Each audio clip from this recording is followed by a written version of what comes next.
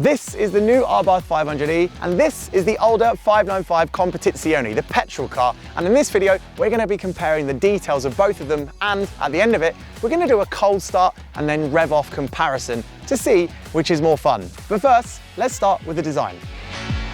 Now, there are some differences at the front of the car. Obviously, this one has more grills to cool that engine, but this one over here is actually basically the same size. It's a little bit larger, a little bit longer, but to the naked eye, it's very hard to tell the difference until you step back, when the extra muscle and the wider wheel arches of this car are very clear indeed. Now, despite these cars being slightly different in size, when it comes to their boots, things are extremely similar. In fact, as far as I can tell, they're identical, although this one, of course, has charge cables in it. There's no space to put them, but it's quite interesting to see that despite this thing having batteries low down in the car, it doesn't lose any boot space compared to this one here. All you've got under here is space for some tools and stuff, so otherwise it feels like you've got the same practical offering. And you still get these laughably small parcel shelves.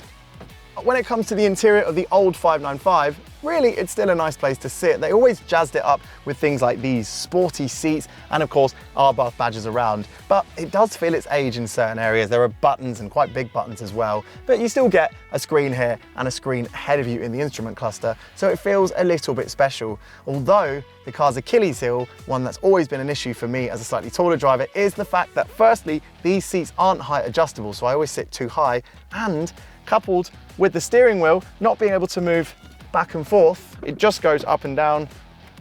Well, this is a nice place to sit, but it's never been the most comfortable. Whereas when it comes to this 500e Abarth, well, comfort is definitely an area it wins easily. Not only are the seats a little bit wider, but you can also adjust them up and down. And look, you can also move the steering wheel forward and back, not just up and down.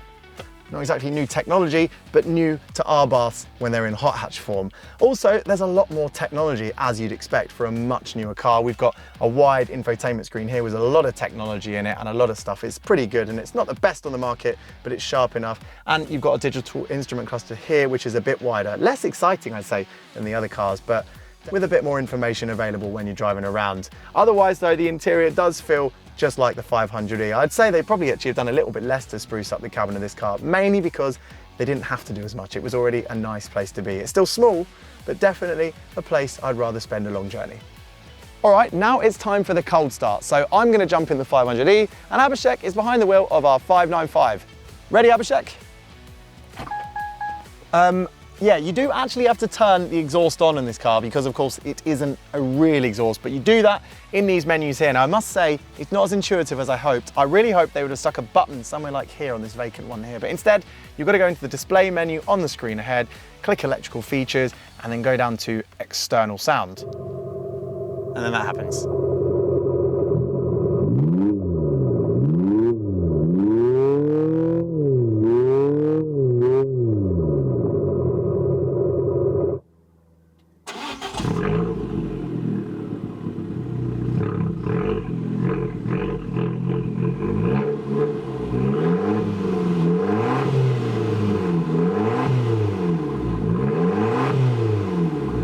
All right, so who thought the petrol one sounded better than the electric one?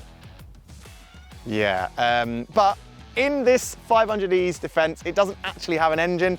It just has a speaker system, as we showed. So at least Abarth is still being extremely silly and making a car do things it needn't do, but it still puts a big grin on your face. Of course, these two are very similar offerings in many ways, but they're also very different indeed. And also, they're quite different on circuit, as you'll find out if you watch our other video, which times this car on our track. Make sure you click onto that, the link is in the description below. But for now, if you like this comparison, do give us a thumbs up, and of course, subscribe to the video if you want to see more stuff like this.